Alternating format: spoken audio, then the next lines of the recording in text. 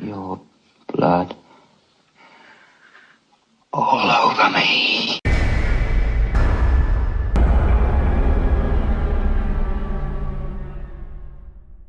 Three years ago, I met who was now my best friend, Kay, through working in a restaurant.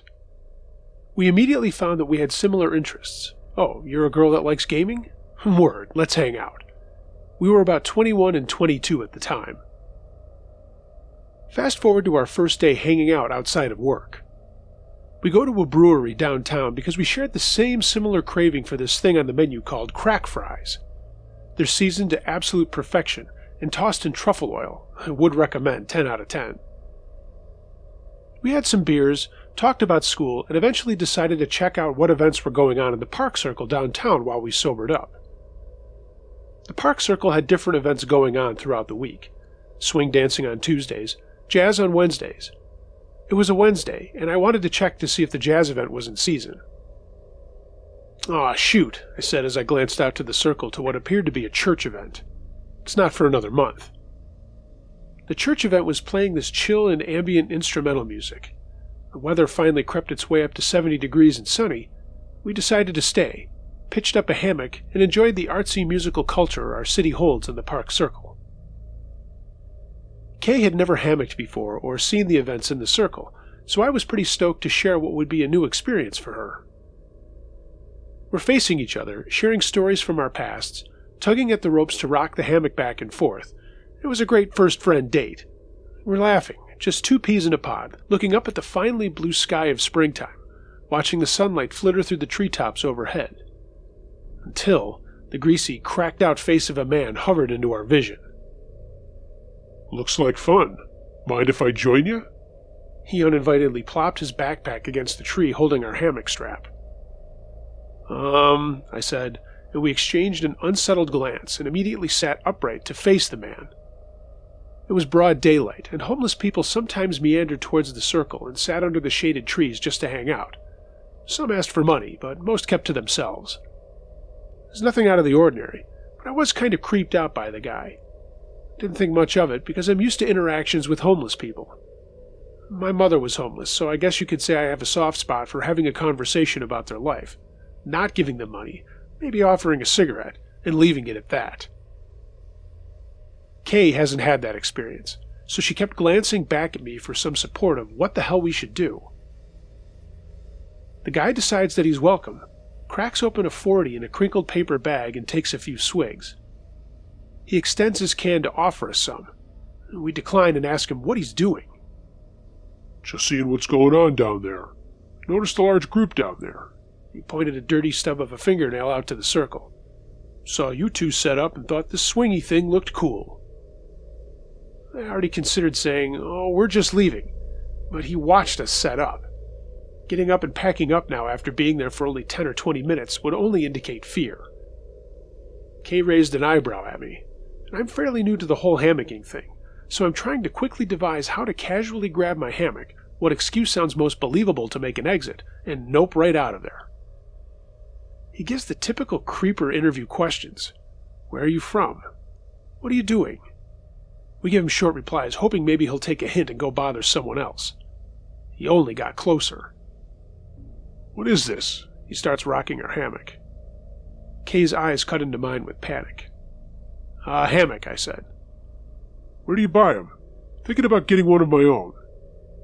I mean, maybe this guy genuinely wants to buy a hammock and is socially adept, not realizing rocking two girls in a hammock is creepy as fuck. I look down to the circle. Everyone's just doing their church thing. I look towards the walking paths that spiral out from the circle. I give passers-by a wide-eyed look of, "Please help us." They exchange the same look of, "Well, that's creepy, sucks to be you girls," and continue walking. I look to the other side of the road and see a strange construction van pull up, the plate obscured. There was no business information on the side, but then again, my uncle drives a similar van for work. I expected to see a construction worker come out, but it's a man, dressed in business casual, talking on a cell phone. We'll call him BC for business casual guy. The homeless man nods his head at BC, who starts slowly and casually making his way towards us while maintaining his conversation. BC is speaking a different language. I assume it's Hindi because I had a friend, Andrea, who grew up half Indian with her native-speaking grandma and her father. By her family's interactions, I could usually tell when something serious was going down, family, money issues, etc. Sometimes I'd pick up small words in their conversations and try to understand what they meant. I was studying French in college at the time and learned that once you learn a language, it can become pretty universal. You don't just understand that language, you pick up on similar sounding vowels and words which hold a pretty similar meaning. From that, you can kind of decipher a translation. From BC's body language and words, and how he kept looking towards us with purgatory eyes, I felt completely hollowed out. And then the feeling of a lead weight sank in my chest when I heard him say, "Du larak." In a Hindi to French to English conversion that my brain puzzled together, du is similar to de, which is similar to two. Larak, rest of the word cut out, was pronounced in a way that reminded me of what Andrea's grandmother called us when we were in middle school, before she translated to her broken English and said, "girls." BC discreetly motioned towards us. I took out my cell phone and brought up an old text, pretending I just got it. "Hey, Kay, looks like Chris and Jordan are here. They're looking for us right now." I throw my body off the hammock, unclip it from the loop, and swiftly pull the hammock straps from the tree. Kay never took a hammock down before, but learned very quickly. We threw the jumbled heap of hammock and its straps in my backpack, and the homeless man called after us. Hey, where are you going? We swiveled into a crowd of people, and when I turned, I saw the homeless man and BC speaking, motioning angrily back towards us. We scrambled through the crowds of people and down a few side streets until we were out of sight. Later, we told my aunt and uncle when we got to my house. By the way, this is my friend Kay, and here's what happened. My aunt's eyes were cold, and she told us that sex trafficking and abductions of young women had been on the rise in our city. Pulling women into vans from the side of the road or using markers of objects or people to indicate targets. And we were a very visible target, sitting nearby a street in a highlighter yellow hammock. Creepy business casual dude driving to work and homeless guy who probably scored a natural ice for keeping us distracted? Let's not meet. And let's hope that you don't meet any other Du Latikian or any girls ever.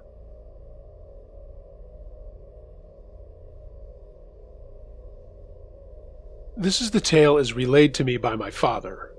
He swears it's entirely true, and has talked about it much over the years. My grandfather has backed up the elements of the story known to him. As a young man in 1982, before he met my mother, my father read law at Liverpool University, England. Whilst there, he began a somewhat fiery and ultimately doomed relationship with a fellow student who hailed from London. At the end of Christmas term, in a last-ditch attempt to salvage their rapidly deteriorating relationship, they decided that rather than going their separate ways immediately, the young lady would instead drive them back to London so they could spend a few days with their parents before he headed back to his own family in Norfolk in time for Christmas Day.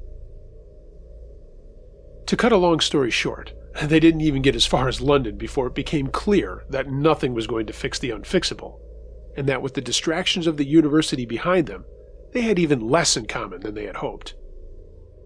The relationship officially ended at the Watford Gap service station on the M1 motorway in Northamptonshire, where, by mutual consent, my father alighted from his now ex-girlfriend's Austin Allegro, and she drove off without so much as a glance in the rearview mirror. By now it was tea time, and my father was at least 100 miles from home. He phoned his father and explained the situation, and his father said that, yes, he could come and get him, but not until the following day because he had been drinking wine all afternoon with friends at the golf club, and mother didn't drive. As you can imagine, my father was now not in the best of moods, having been dumped by his girlfriend and temporarily abandoned by his father. Rather than spending the night at the service station, my father, being a man of some means even as a student, determined that he would see if there were more amenable lodgings elsewhere.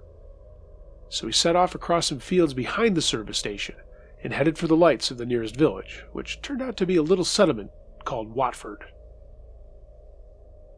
Here he came across an old Georgian-era inn called the Henley Arms, where he was able to order some dinner, a couple of beers, and a bed for the night. Retiring to his room, My father soon dropped off to sleep. In the middle of the night, however, he was awoken by the sound of giggling coming from somewhere in his room.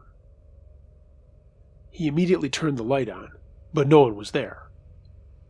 Puzzled, he went to check the time before trying to get back to sleep, but found that his watch was no longer on his bedside table. It was a very expensive Omega that his father had given him for passing his A-levels, so he immediately panicked and began to search the room to find it. It was nowhere to be found. The bedroom door was locked from the inside with the key still in the lock, so it was clear no one could have sneaked in and stolen the watch. My father was now angry and confused, and he struggled to get back to sleep. Eventually, he did fall asleep, and when he woke, he found his watch on the bedside table, exactly where he had originally placed it. The watch had stopped at around 3 a.m., which again was strange, as he always wound it before bed. At breakfast, my father raised the curious incident with the landlord, who expressed no surprise whatsoever. The landlord told him matter-of-factly that it must have been Patches. According to the landlord, similar goings-on had occurred there for hundreds of years, prompting numerous investigations, including a famous one by Sir Arthur Conan Doyle.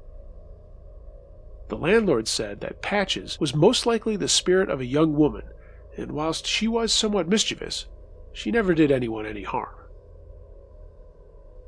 Some hours later, my father was reunited with his own father, my grandfather, and returned home safely to Norfolk. Later that same Christmas holiday, at a carol service, he met my mother. My father has never returned to that inn.